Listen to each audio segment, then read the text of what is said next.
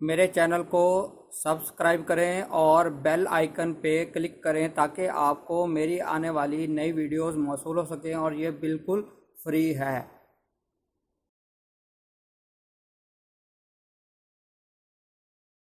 بسم اللہ الرحمن الرحیم، میرا نام ہے ڈاکٹر مظہر وارث۔ آج بات کریں گے برج ثور۔ برج ثور والے افراد کے لیے نومبر 2018 کیسا رہے گا؟ تو آج میں شروع کرتا ہوں برج ثور۔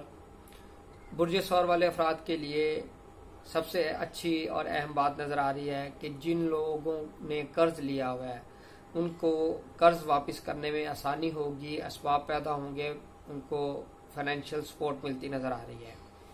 اور میں مزید اس کے اوپر بات کروں تو کوئی آپ کا لیگل میٹر کے حوالے سے آپ کے لیے اچھی خبر ہے، آپ کا قانونی مسئلہ حل ہوتا نظر آ رہا ہے۔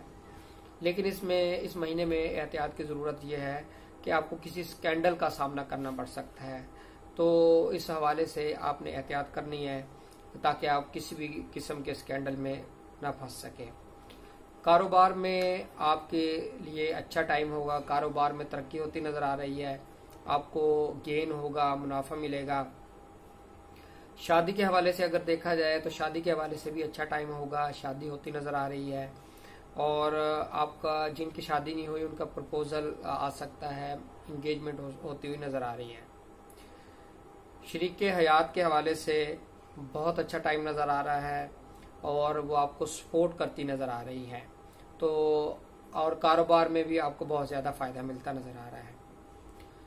محبوب کے ساتھ اگر میں ریلیشن کی بات کروں تو اس مہینے ذائچے کے اندر اچھی پوزیشن نظر نہیں آتی، محبوب کے ساتھ تعلقات آپ کے خراب ہوتے نظر آ رہے ہیں اور آپ کا بریک اپ ہوتا ہوا نظر آ رہا ہے۔ اب بات کرتے ہیں جاب کرنے والے افراد کے لیے۔ جاب کرنے والے افراد کے لیے اس مہینے میں اچھا ٹائم نہیں ہے، ان کو جاب پر کنسنٹریٹ کرنا چاہیے، فوکس کرنا چاہیے، پرابلم کی نشاندہی ہو رہی ہے۔